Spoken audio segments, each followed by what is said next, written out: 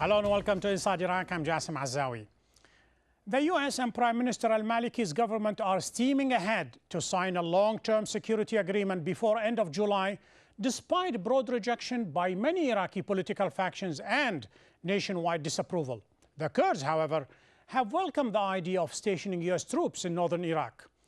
Opponents view their position as a cynical insurance policy against future Shia-dominated governments in Baghdad bent on curtailing Kurdish power, or as a protection wall against Turkish hegemony. Nadim Baba reports. The debate is not a new one. Is the presence of more than 150,000 American troops in Iraq driving the violence, or the only way to prevent greater bloodshed? Now the prospect of a permanent presence is sharpening minds. Some press reports say a proposed Baghdad-Washington strategic alliance could lead to dozens of permanent US bases, with soldiers enjoying full immunity from Iraqi law, able to carry out arrests and military operations without consulting the Iraqi government. What I think they want is a less visible American presence militarily. Few American soldiers actually patrolling the streets and corralled into bases, more discreet bases. Whether there are 4 of them, whether there are 20 of them, nobody really knows. It's yet to be decided. Supporters of influential Shia leader Muqtada al-Sadr have staged huge demonstrations demanding a referendum on the plan. For Sadr, and also for Iraq's senior Shia cleric Ayatollah Ali Sistani, such a long-term pact is unthinkable. Prime Minister Nouri al-Maliki, under American pressure to act quickly, is said to be seeking changes that would ensure Iraqi sovereignty. When you've got over 100,000 American troops on your soil, the whole question of sovereignty seems a bit absurd. But of course they'll have some bottom lines, and enshrined in this agreement must be something that indicates that Iraq will not be used as a springboard for American troops to attack Iran. That's a bottom line. Tehran recently hosted Maliki for security talks, but reaction from authorities there has been scathing.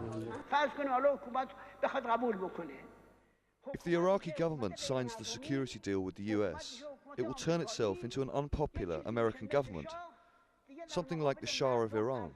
The deal is also highly controversial in the US.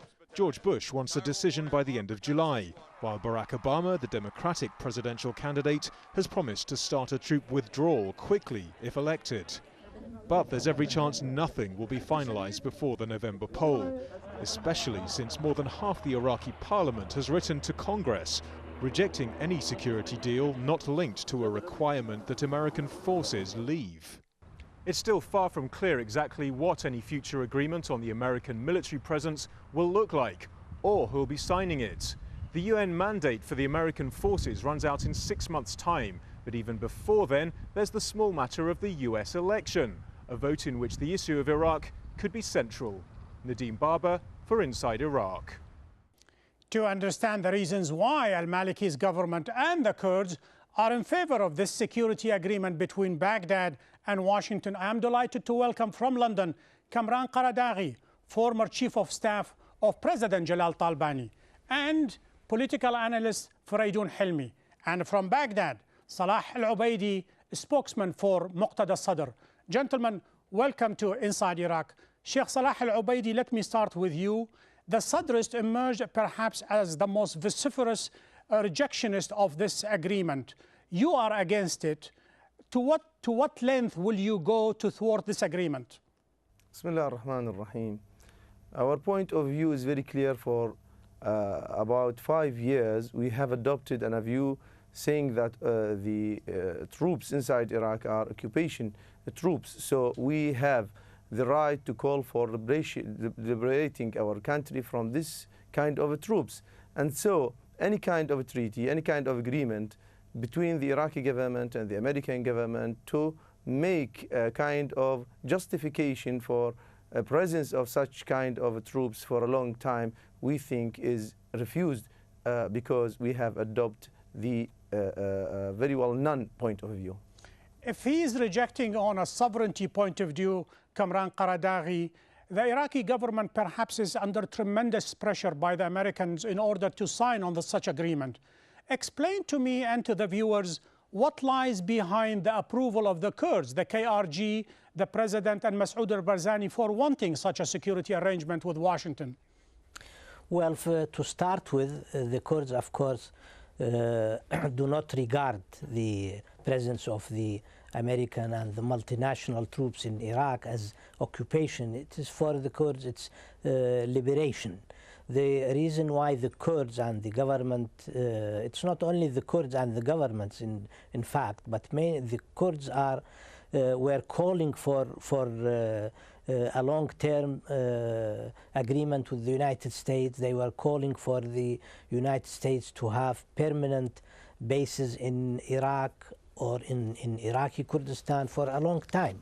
This will be a guarantee for them, on the one hand, to prevent neighbors from interfering in Iraqi affairs. And on the other hand, it's also in the interest of the entire of the whole of Iraq. It's not only for the Kurds.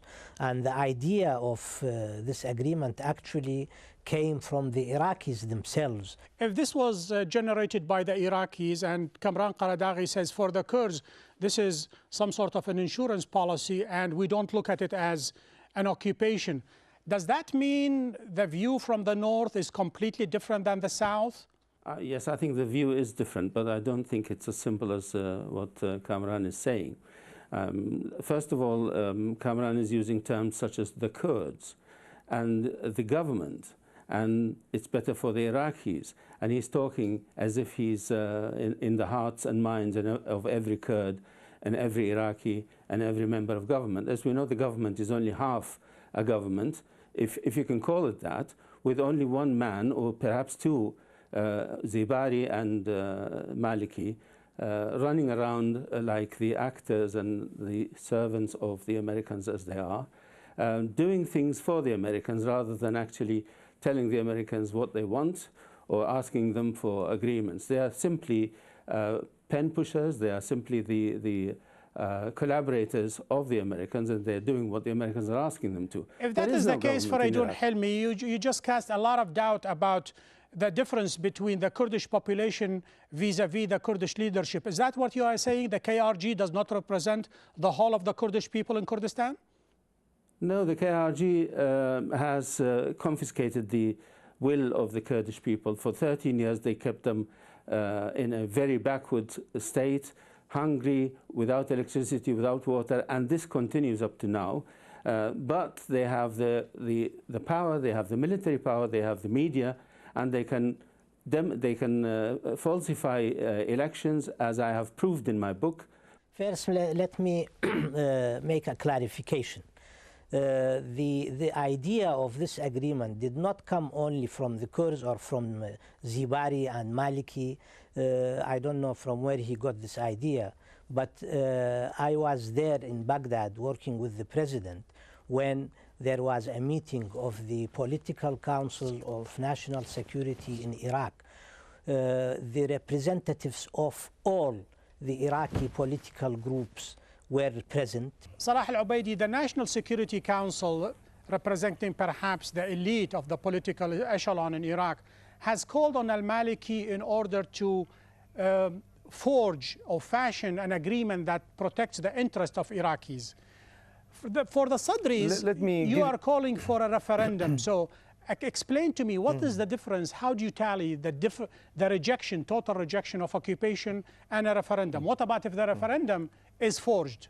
The idea, what I want to say is what came from the Americans is something logical. When there are two sides, one of them is strong and the other weak, one of them is controlling and the other is under control, and a kind of agreement came between both sides. Basically, you are saying that al-Maliki is weak, the Maliki is pressurized, and one way or another, he's a puppet of the Americans. Am I right? Am I close to what you're saying? Let me give you a piece. That's correct. And let me give you a piece of news, a very important piece of news. Al-Maliki, when he has visited the Sistani about 2 or 3 weeks ago, he doesn't go to him in order to ask him to ask Al-Marja'iyya what is the opinion of Al-Marja'iyya concerning this agreement. No, he went to Sistani to say that I have been pressurized and I do not like to sign such an agreement because it connects too much of a humiliation concerning the Iraqis and the Iraqi political senior figures and the Iraqi government. Sheikh Salah wasn't in that meeting. I was in that meeting. And the representatives of the Sadrist was in that meeting, and they all agreed about the framework of negotiations regarding such an agreement with Iraq.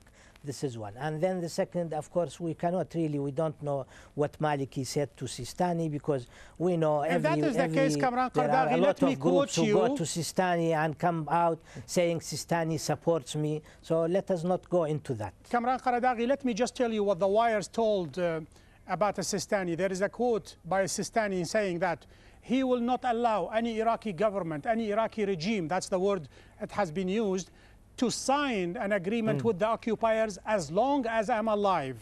That's what Sistani said. I don't know. Is that a statement from Sistani's office correct. with his steel? This council, this political council that he is talking about, the meeting, talking about all, it is not constitutional. And the ideas and the decisions came from it. It is not something authorized.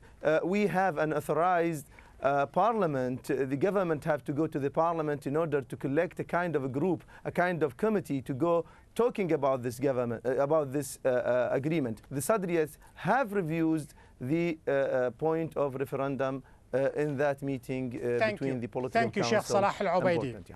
We'll take a short break now. Stay with us. We'll continue our discussion. Don't go away. If we reach an agreement, any American military movements should be in the framework of Iraqi approval and decisions and through consultations with the Iraqi side. Barham Saleh, Iraqi Deputy Prime Minister.